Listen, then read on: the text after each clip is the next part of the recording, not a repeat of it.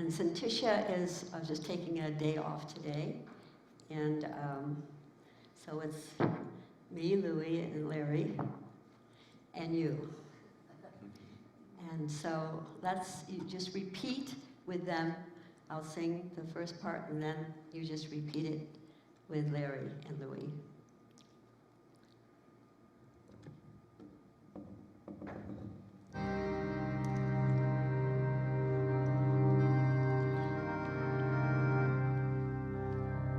Speak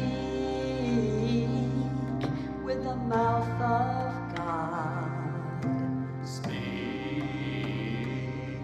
with the mouth of God. Love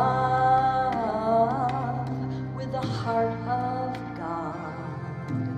Love with the heart of God. Walk with the feet of God. Walk with the feet of God. Sing with the voice of God. Sing with the voice of God.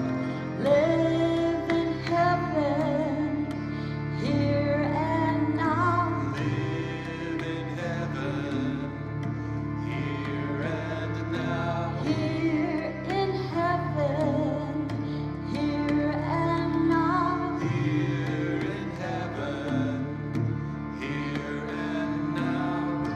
Heaven.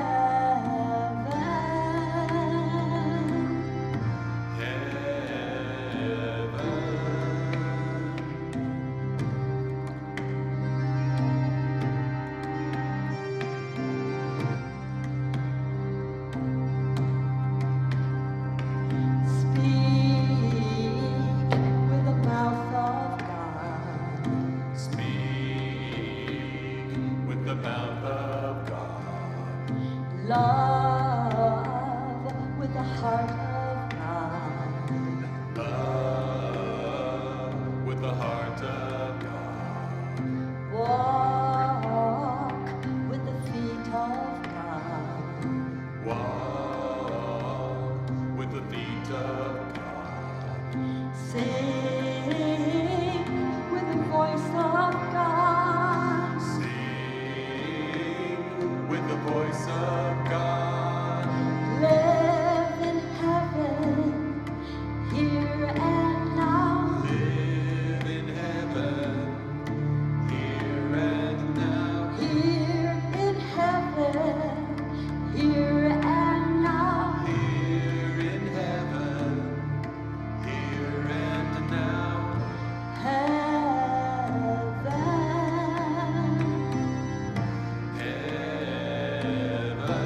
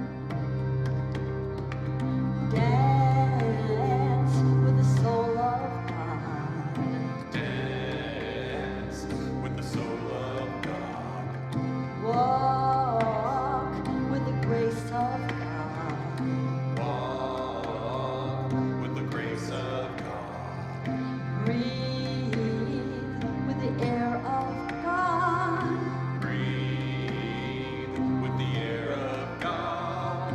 Think with the mind of God. Think with the mind of God. Live in heaven, here and now. Live in heaven, here and now. Live in heaven, here and now. Live in heaven, here and now. Heaven. Heaven.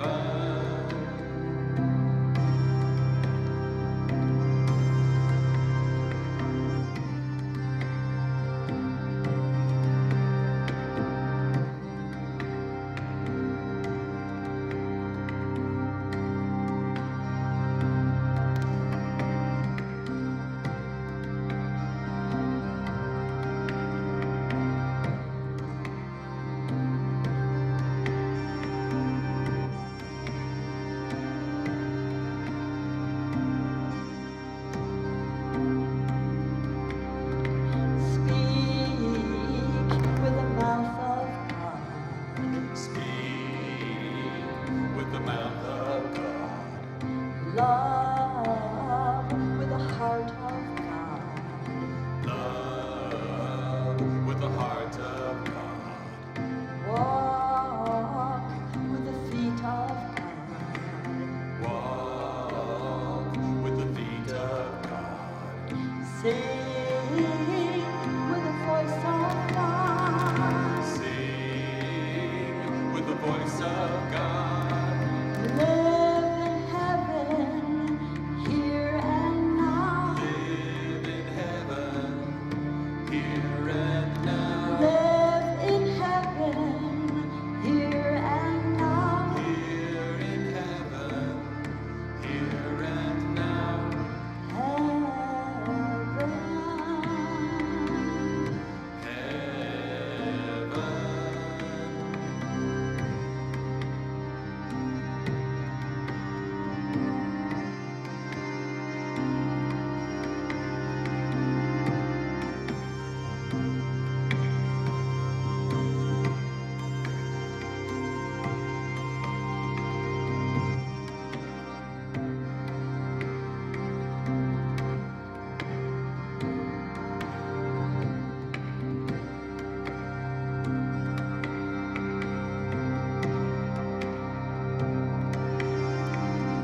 Speak with the mouth of God.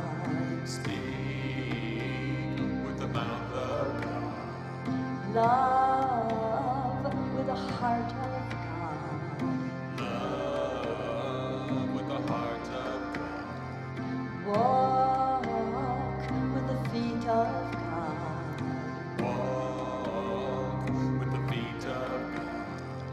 Sing with the voice of God. Sing with the voice of God. Live in heaven, here and now. Live in heaven, here and now. Live in heaven, here and now. Live in heaven, here and now.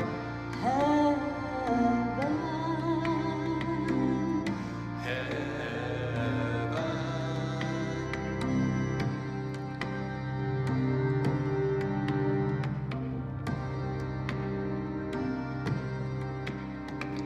Dance with the soul of God. Dance with the soul of God. Walk with the grace of God. Walk with the grace of God. Breathe with the air of God. Breathe with the air of God. Think with the mind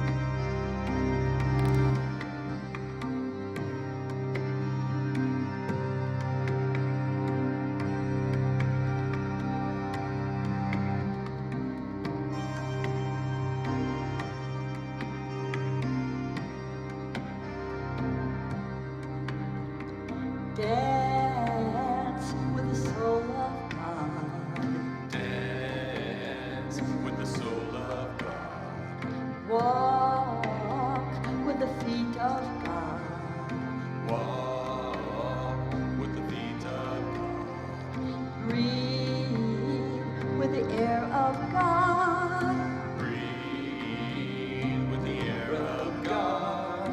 Think with the mind of God. Think with the mind of God. Live in heaven, here and now. Live in heaven, here and now. Live in heaven, here and now. Live in heaven, here and now. Heaven. Heaven.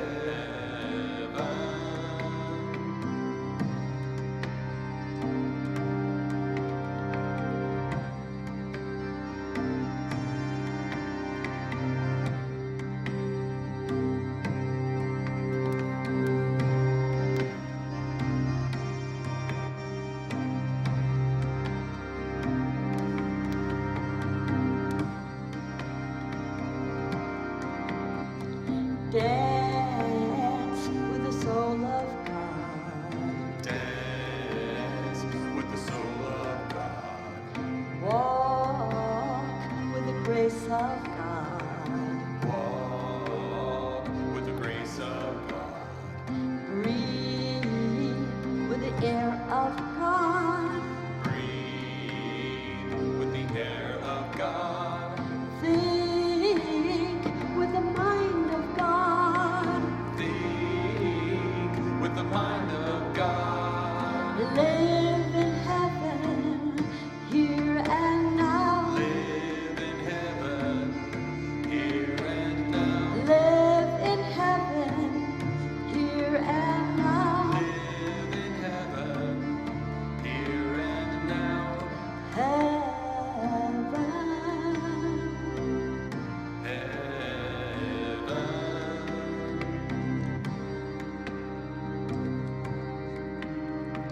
Hear with the words of God. Hear the words of God. Never, never fear God. Never ever fear God. Merge with the mind of God. Merge with the mind of God. Feel with the love of God. Feel with the love of God. Live in heaven, here and now. Live in heaven, here and now. Live in heaven, here and now. Live in heaven, here and now. In heaven, here and now. In heaven, here and now. Heaven.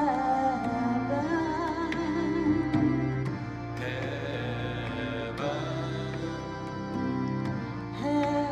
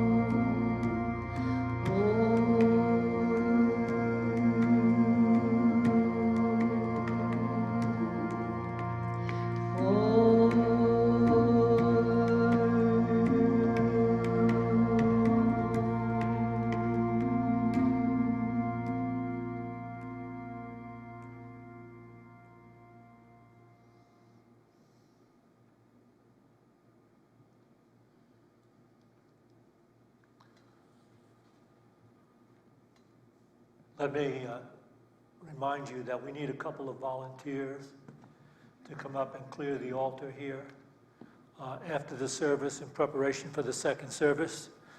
And we have hand sanitizer at the door, so if you're concerned about this stuff, you can take care of yourself as you leave. Also, the offering will be taken in a different way this morning. Following the video at the conclusion of the service, our ushers will be standing in the back in the aisle holding an offering bag, so you just place your offering in that bag on your way out. And I suspect that the coronavirus is on everybody's mind this morning. I spent the week speaking to a lot of Unity members, some of them on the phone, who had a lot of questions. I think the $64 question, or the big question, I received from a gentleman who said, should those of us who are practicing the truths of unity give any attention to the coronavirus, knowing that by giving it attention, we would give it power over us? And I shared with that gentleman the same story I shared with a number of people this week. It's a true story that was told by Guru Baba Ram Das. Some of you may not be familiar with Baba Ram Das. He was an American guru that was popular about 4 decades ago. And when he was a spiritual seeker, he went to India to find his guru. Up until that point, he had been very much involved with Timothy Leary, who was the person most responsible for introducing LSD into our society.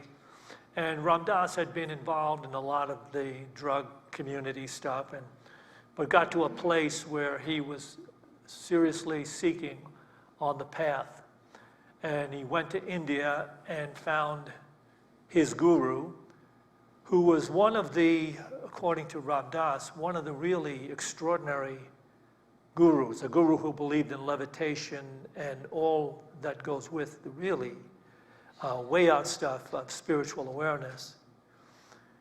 But one of the things that his guru had,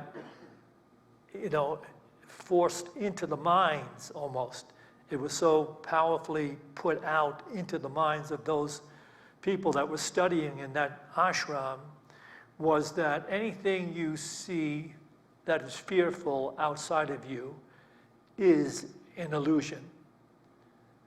And you shouldn't give it your attention. So Ram Dass had been there for a while, but Ram Dass used to shop in the evenings and pick up supplies for the ashram. And inadvertently, many, many times when he would go out into the road, they had this very narrow road that had little marketplaces on the side where they sold vegetables and things. But as it turned out, that a gentleman who owned an elephant would every day have his elephant go down and move logs, stuff for a construction project. This elephant was actually employed at a construction project somewhere outside this village. But the man, when the day was over, would just let the elephant go, because the elephant would just run home to his place. But he would run home right up this narrow road. And on a number of occasions, Ram Dass would be there on the road to go get the vegetables for the evening meal, and this elephant would come lumbering, charging down this little road. And he tells this story. He said, now, my guru would say that the elephant is just energy and you're energy. So you don't have to have any fear. So he said, but I still would hold that idea until I saw him running down the road, then I'd duck into a doorway. So he said, so it's that wisdom that we are applying to the coronavirus. Yes, we have made reasonable preparations for the spreading of this coronavirus. We have done that. in that way, so that we will protect people attending here to the best of our ability. The pews have all been sprayed with Lysol and things like that. We have hand sanitizer for those of you that believe in that. And following the second service, at which I'm speaking again, I will give a brief presentation on some of the alternative things you can do to ward off such things as the coronavirus. But let us, however, not abandon the spiritual truth of the origins of Unity. Unity's co-founders, Charles and Myrtle Fillmore, both believed in and taught spiritual healing. And each of them practiced it religiously, you could say. Myrtle Fillmore was diagnosed with tuberculosis, which was deadly in her day. And she was about to go her way out of this world when she heard a teacher offer a mind-healing truth. And that mind-healing truth was, I am a child of God, I do not inherit disease. Myrtle Fillmore took that to heart. She used that affirmation. And she not only had tuberculosis, she had some kind of rare, I don't know what it was like scarlet fever or something. But she has something else going. When the doctor said she hasn't got but a few months to live, but she started with this affirmation and healed herself over a period of about 2 years. But then she was finally and completely healed. Her healing was so impressive to Charles, that was one of the impetuses that got him to study all the major religions of the world, and he studied them in a way to see where they agreed. Where did all these different major religions agree? And out of that came the Unity movement. And Charles himself, when he was 12 years old, actually fell off a wagon. I'm not 12, maybe 10. He fell off the back of a horse-drawn wagon and injured himself in such a way that his one leg atrophied and did not grow after that. So as he got older, he walked with a limp. But when he got into the work, he used affirmations, again, in a very intense way to try to bring his leg back into relationship to the rest of his body and to grow or whatever it is he expected to have happen. And he did that over many, many years, and the testimony is that he actually one day healed his limp. He was no longer walking with a limp. So whatever credibility you give to that, that's up to you. There was one dissenting person that said all of those affirmations that he used had no effect whatsoever on his bad leg. It actually inadvertently caused his good leg to shrink. That's just a little joke because things are so good. You have to wake up. He did actually, people did testify that he was in his 60s and 70s no longer walking with a limp. And you can take that for what it is. But most modern day masters, when we talk about spiritual healing, they believe that spiritual healing is a transformation in mind from personal awareness to universal awareness. And that is the prevailing truth that you find in A Course in Miracles. It is about a transformation in mind in which the way we actually experience life is changed. And by experiencing life from this universal dimension, we release ourselves from the idea of isolation in a physical body.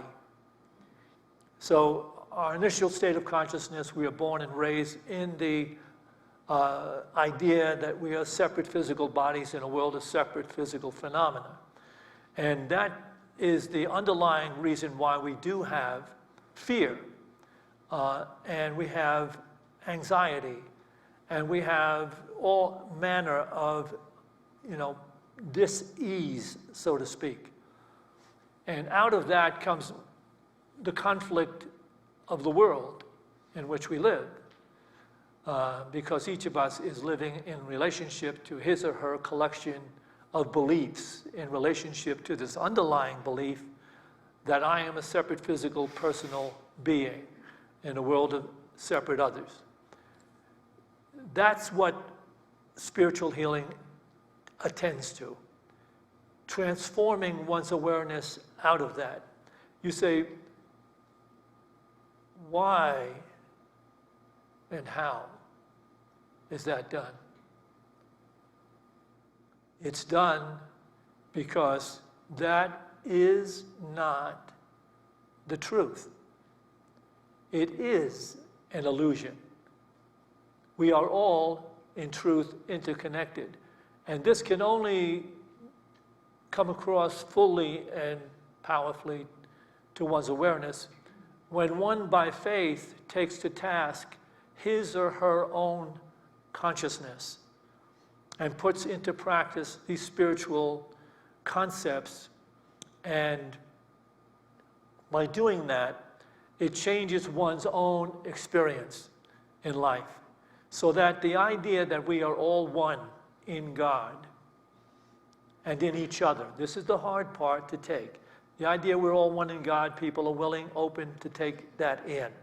But when you say we are all one in each other, there is that, well, how do you relate that? Well, I'll begin relating that by showing you the first Course in Miracles quote I want to use today. Can we have this PowerPoint up, please? You can read this in the old text, page 203, or the new edition, 218. Miracles are merely the translation of denial into truth. If to love oneself is to heal oneself, those who are sick do not love themselves. Therefore, they are asking for the love that would heal them, but which they are denying to themselves. If they knew the truth about themselves, they could not be sick. The task of the miracle worker thus becomes to deny the denial of truth. The sick must heal themselves, for the truth is in them. Yet having obscured it, the light in another mind must shine into theirs, because that light is theirs. The light in them shines as brightly regardless of the density of the fog that obscures it. If you give no power to the fog to obscure the light, it has none. For it has power only if the Son of God gives power to it. He must himself withdraw that power, remembering that all power is of God. Okay, can we take this back again, please? This is a heavy dose of A Course in Miracles. I'm going to shift some words in here that might give some more clarity to what is being related. Miracles are merely the translation of denial into truth. Okay, the denial is, we live in the denial that we are all interconnected. We not only think in those terms, we act in those terms. We act in terms of alienation from one another. So that is what it's being related in that first sentence. If to love oneself is to heal oneself, those who are sick do not love themselves. When you get further into A Course in Miracles, it's saying to love oneself, and immediately the thought that comes to the unenlightened mind is, you're talking about my body, personality, self. It is not. The self being referred to by A Course in Miracles is that yourself is all that you perceive to be around you. Everything you look upon and everything you see is yourself. And to be in denial of that is to be in denial of love. And if you are in denial of love, you are open to experience all manner of conflict within and without, stress, and ultimately disease. Therefore, let's see. Therefore, they are asking, those who are in that state of consciousness, are asking for love that would heal them, but which they are denying to themselves. If they knew the truth about themselves, which is that they are one with everything they look upon, and operated from that, then they would not be sick. Can we have the next one, please? The task of the miracle worker thus becomes to deny the denial of truth. The sick must heal themselves. You must finally come to the awareness that there is everything I look upon as part of what I am, the true self of all creation, in which everything that I look upon is a part of. So the sick must heal themselves, for the truth is in them. Yet having obscured it, the light in another mind must shine into theirs, because that light is theirs. What is ever being shared by the masters down through the ages is not being shared from personality. They didn't pick it up in books and decided to share it because it was some other person's point of view. They put to task their own awareness, had the experiences that revealed to them that God, this intelligence, is awake and alive and capable of relating and bringing you into a higher dimension of awareness in which you will discover joy, peace, and healing. That's it. It's God relating that to all those who are living in the shadows of the illusions of the world. Yet, having obscured it, that is, since it's been obscured within your mind, the light in another mind must shine into theirs, because that light, that same light that lights every human being, is theirs and awaits in potential to come forth into their consciousness and bring them into the mastery of life. The light in them shines as brightly regardless of the density of the fog that has obscured it. Can we have the next slide, please? If you give no power to the fog to obscure the light, it has none. That is, if you withdraw, if you learn to catch yourself when you're having negative emotions, and you pause in the holy pause. I'm going to go longer. Boy, I've got a lot to say here today. You can actually go take a bath or something. I'm still on my first slide. If you give no power to the fog to obscure light, it has none. What it's saying is, at some point, if you realize that life in the three-dimensional thinking of the world is flawed, if you come into that, you may then decide to open up to the possibilities of what is referred to by the three-dimensional thinking as mystical. So you start to look into mystical things, like, the things that we share here in Unity of Boulder, mystical truth. As you look into that mystical truth, it's going to inspire you to at least start to take to task your awareness and learn to catch yourself when negative thoughts and feelings are present in your awareness. Because you remember that negative thoughts and feelings are all generated by fear. And where there is fear, there cannot be love and there cannot be truth. So if you pause when negative feelings and thoughts are rising within you, and you bring an affirmation of truth into your awareness, what you are doing is you are dispersing the shadows of illusion which have robbed you of your peace, your wholeness, and your joy, as long as you have been alive in the three-dimensional thinking of the world. And some people refer to this shift in consciousness as a shift into the fourth dimension. Okay, can we go on from there? So you are the Son of God when you accept the universal truth and definition of that being everything that you perceive around you. Do you see how, if you got into that mindset, how you would need no religious, rules and regulations? Do you see how, look at this, just feel this with me. Can you imagine the reverence that will return to you when you fully know that everything I'm looking at is this divine intelligence that has given me breath and life and the ability to see and reflect and grow up and become God conscious? How reverent would that be in your consciousness? What is the world missing? Why is the world so messed up? And why is there so much sickness and disease and war and hate? Why is that? Because there is no God consciousness in the third dimensional thinking. There is no reverence. It's been cast out. So bringing it back is what will heal a person's life. And ultimately will heal the world, because that is the journey. Now, it's okay if you're not there yet. It's okay. Here's the key. The key is the willingness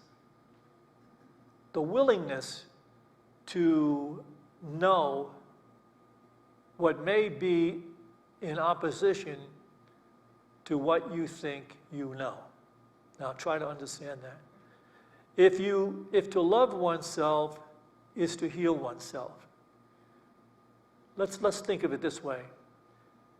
You cannot really be loving yourself if you're not holding open the possibility of acceptance and compassion for everyone you know and meet.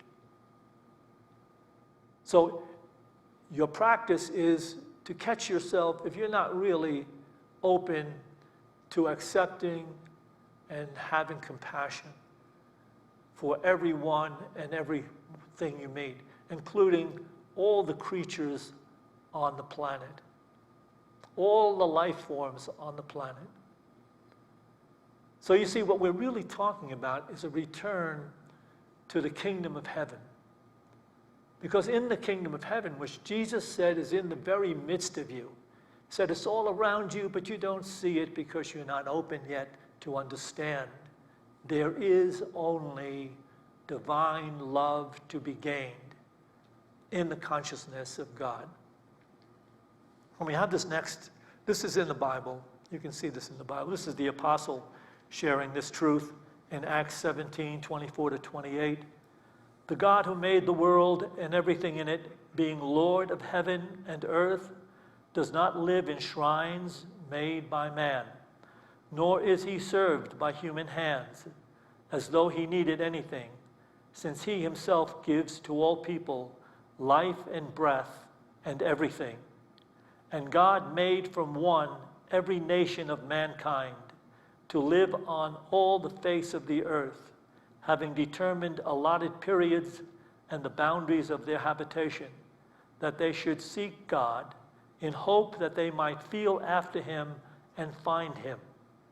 Yet he is not far from each one of us, for in him we live and move and have our being, as even some of your poets have said, for we are indeed his offspring. That's a lot to take in, but it is another expression of the truth, of the oneness that will free us from the limited, fear-motivated thinking, limitation, conflict, and disease of the world. And of course, you'll go on and see the Master of Life speaking about overcoming the world. What did you think he was talking about? Overcoming the initial illusionary concept in which we were born to believe ourselves to be strictly physical bodies with a brain in a world of separation and conditions that no longer have any regard for us. It's up to each one of us to heal ourselves of that illusion and discover the healing majesty and joy of being one in the awareness of the one that thinks and lives and has its being in all life. Let me see if there's something. I want to repeat this again. This is all that is required is your willingness to accept with compassion yourself just as you are, to accept with compassion all others just as they are, dropping all blame and condemnation and guilt whenever it comes to mind.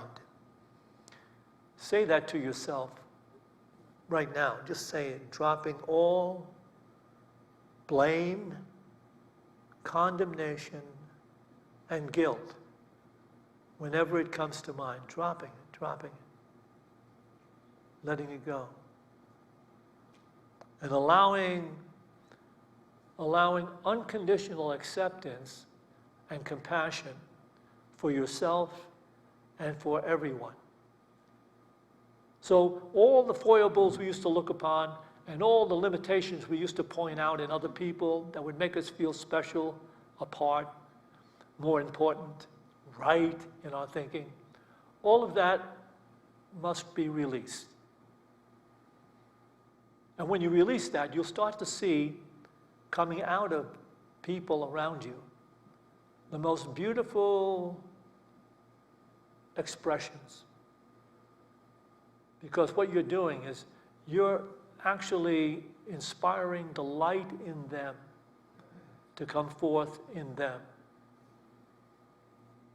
So here's the whole burrito, and I'll have this is the whole burrito. If you don't eat anything else, eat this burrito. This is in the A Course in Miracles workbook, lesson 140, paragraph 4. At-one-ment heals with certainty and cures all sickness.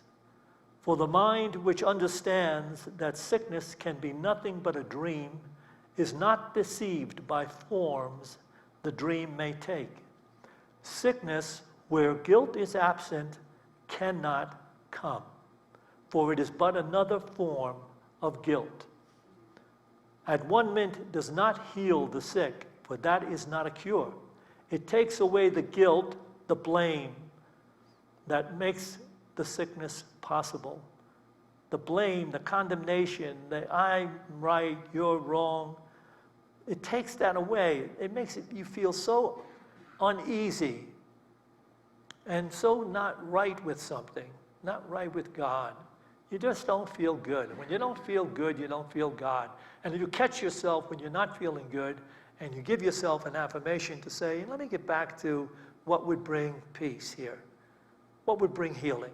What would bring compassion? That's it. That's it. We have to go there. The world is stupid, has been stupid from its inception. The only people that enjoy the world are the people that finally transcend its thinking. And here it is. And this is the whole burrito. At-one-ment does not heal the sick, for that is not a cure.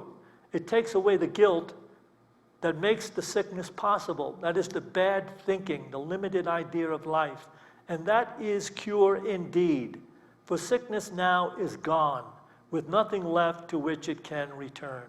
And the world will understand what reverence truly is. Okay, we're only going to have a really short meditation. I can see that now. But I wanted to make it very clear. There are masters that are operating outside the thinking of the world and way outside the coronavirus. So it will have nil effect in wherever they are doing whatever they're doing. And I don't know, I say there are people here. Some of you have been at this a long time, and I don't know where you're at. You could actually be in that space of divine awareness. But so you know, what I just said to you is the absolute experienced truth. Everything else that would deny that is the lie, the illusion, that would deny there is a divine intelligence, a benevolent intelligence of which we are all a part. So let's meditate together. We'll do it by allowing our bowls to lift us. Just relax into the idea. See, what is it all about? This is our meditation. To accept ourselves with compassion just as we are. And by doing that, you will accept everyone else with compassion just as they are. So use this as your affirmation if you don't have one. I am here now, honest in the awareness of God.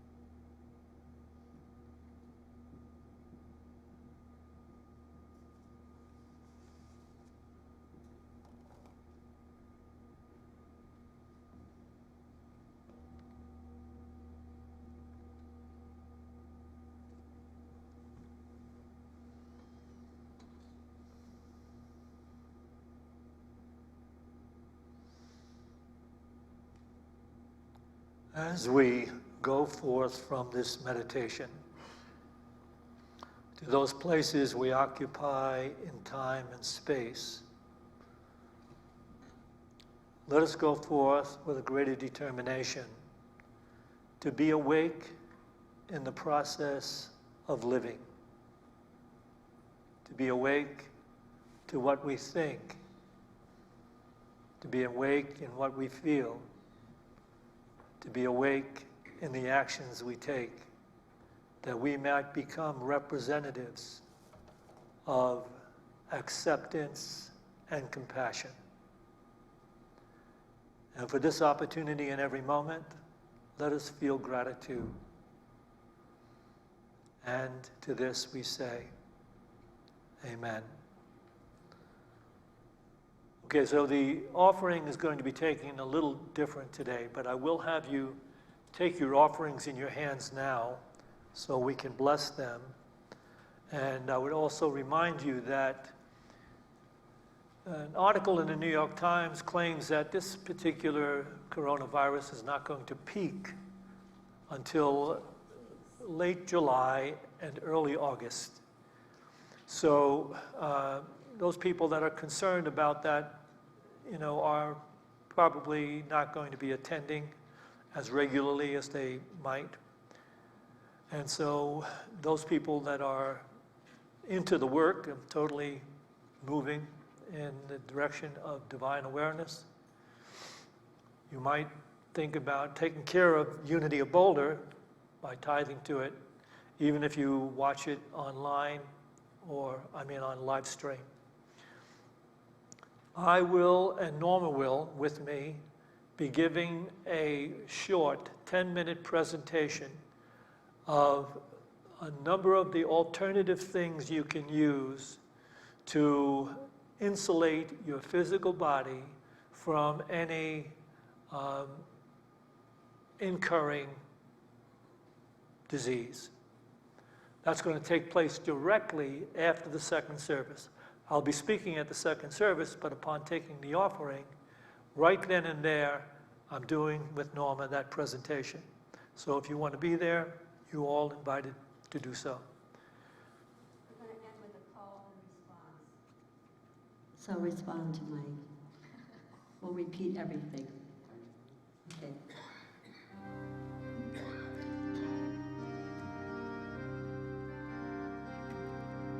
Create in me a pure heart.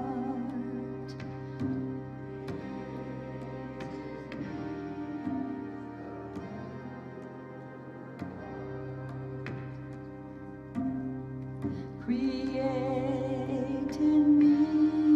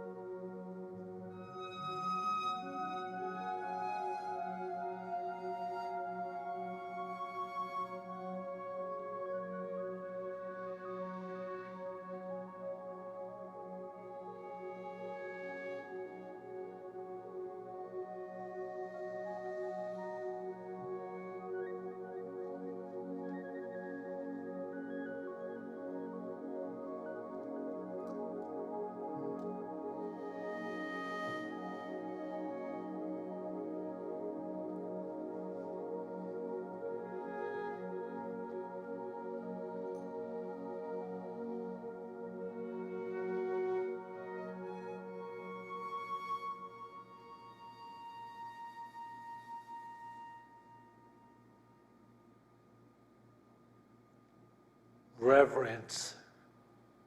Ah, reverence.